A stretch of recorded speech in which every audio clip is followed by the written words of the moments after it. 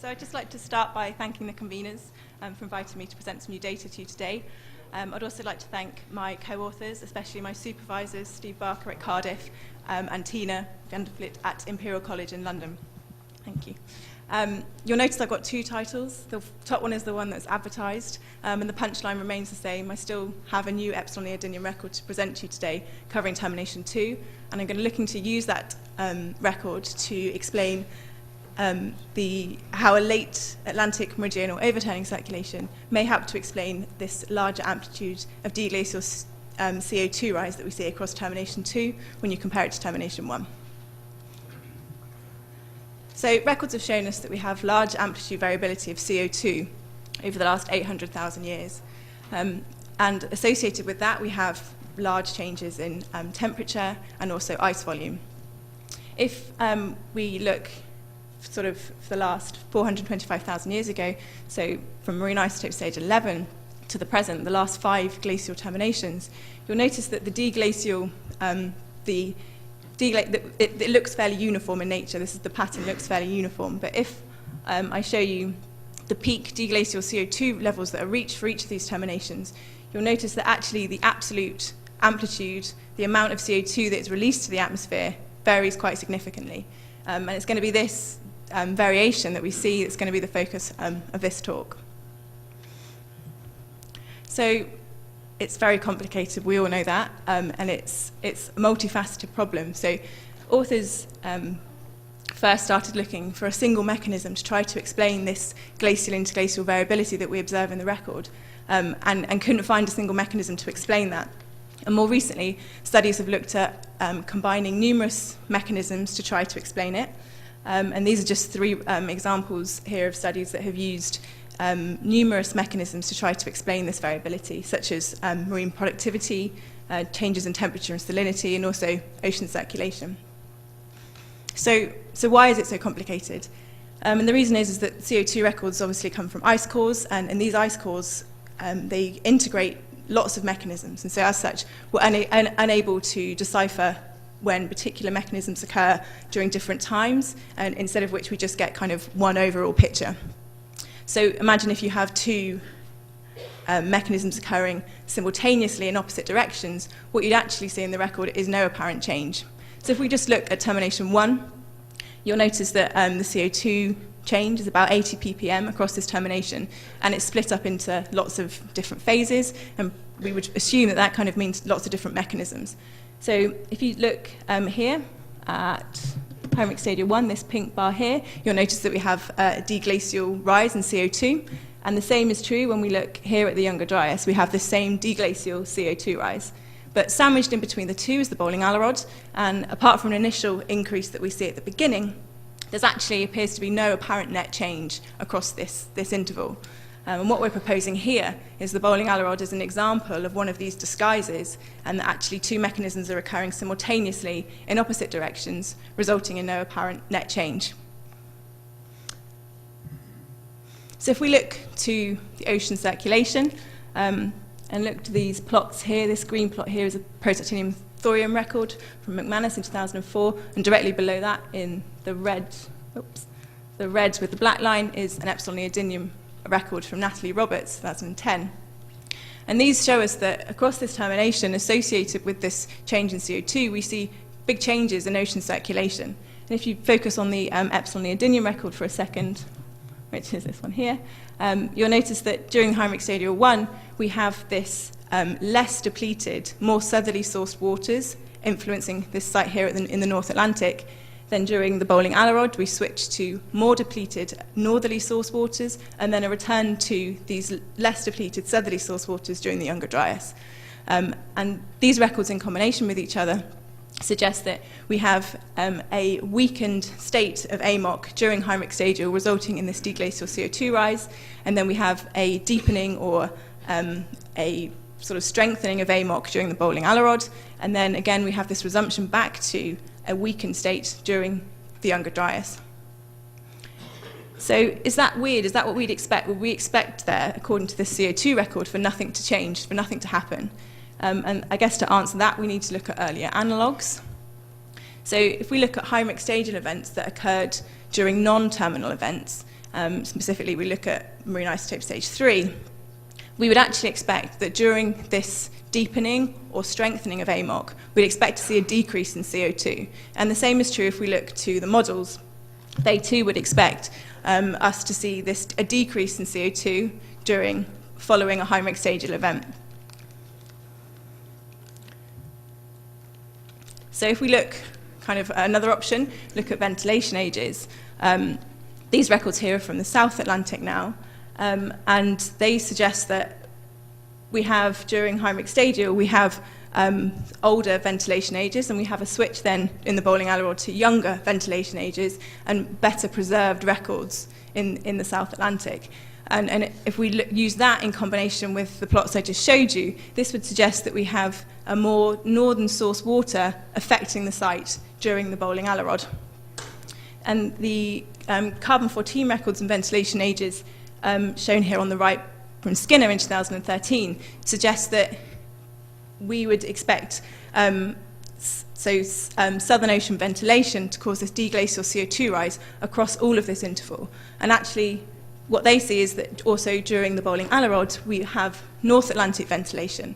And it's this simultaneous nature of it that we see during the bowling alley rod, where the Southern Ocean seeks to increase CO2 and the ventilation of the North Atlantic seeks to decrease, that we see this no change in the record CO2 across the bowling alley rod. So if we do a bit of a thought experiment then, what would we expect the CO2 record to look like if the bowling alley rod hadn't interrupted it? We would just expect the Southern Ocean to ventilate, we'd have a continual deglacial rise in CO2. And then an add-on question to that is what would happen if AMOC recovered late? And so we had a bowling alley rod type event occurring late in the termination. We'd expect, according to all this, that we'd have an increase in CO2 across the high mixtagial event. We'd then have a subsequent decrease in CO2 as the North Atlantic ventilates and seeks to do that.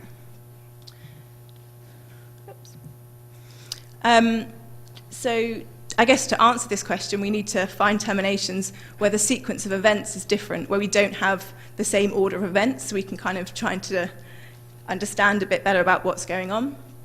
And if you focus here, this compilation, on terminations 1 here on the far left, and this is termination 2 here, you'll see that termination 1 has these two weakened states that I've just been showing you, whereas termination 2 has a prolonged deglacial weakened state of AMOC, followed by, we'd expect, a late recovery, predicted of a late recovery of the AMOC. So termination 2 is a great way of understanding a bit better about perhaps what's going on during termination 1. So that's exactly what we've done. We've looked at termination 2, we've recreated or reconstructed ocean circulation across this termination using analogous methods to the ones I showed you by Natalie Roberts in 2010.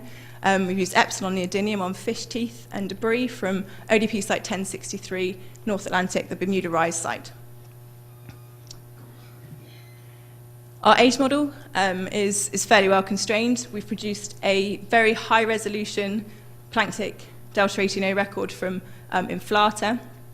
We've also got faunal assemblage counts across this interval, preservation indices, so fragmentation counts, a number of whole shells per gram.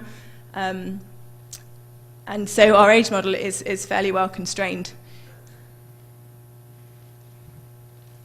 So on to some results. The plot on the left, the bottom 3 are our new records from this core location.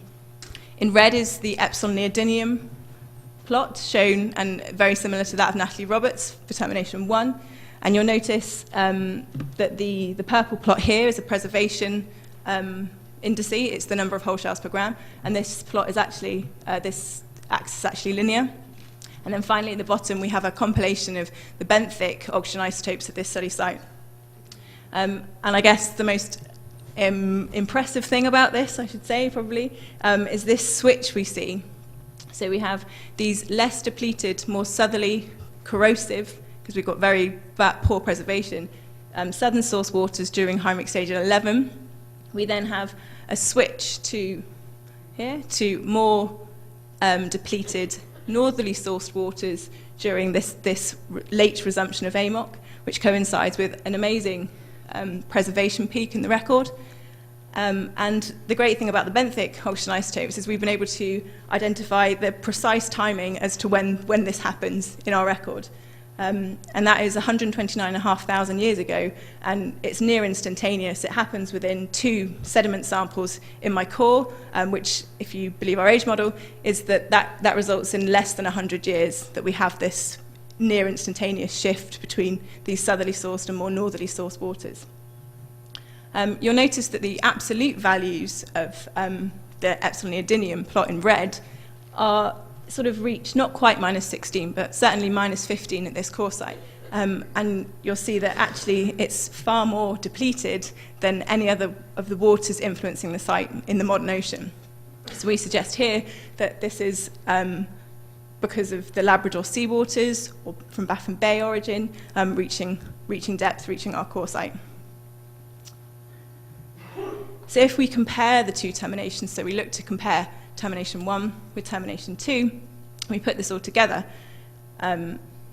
you'll notice, again, these are the peak deglacial CO2 values I showed you right at the beginning.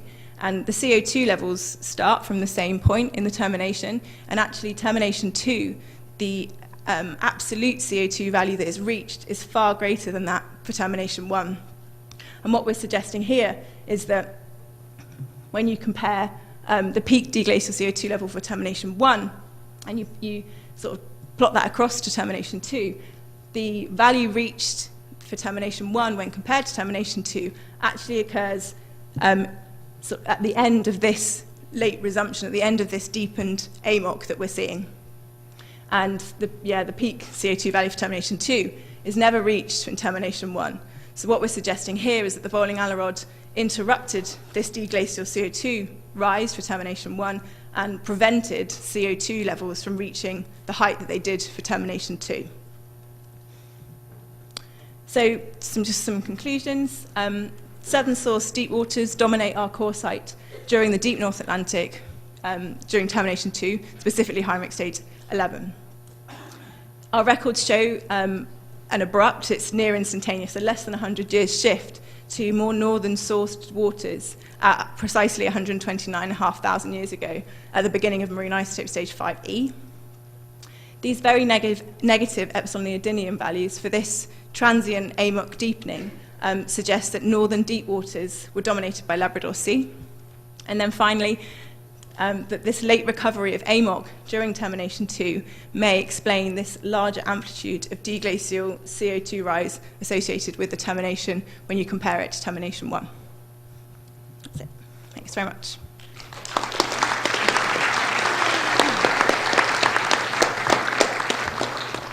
All right, we got a little time for questions down here in front. Hi.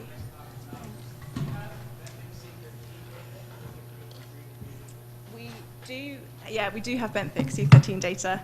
It's a bit messy, I'm not going to lie. I'm going to look a bit more at it. Certainly, even just looking at single species, the SIBs at the site are absolutely crazy. So they're not helpful at the moment. I'm hoping to do something with it and, look at that. Thank you. Carl, did you?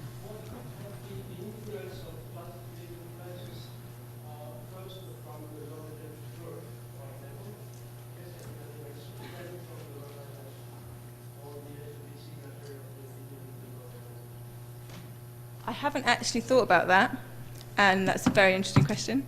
It'd be really good to talk to you at the end, actually, and have a conversation about that. Thank you.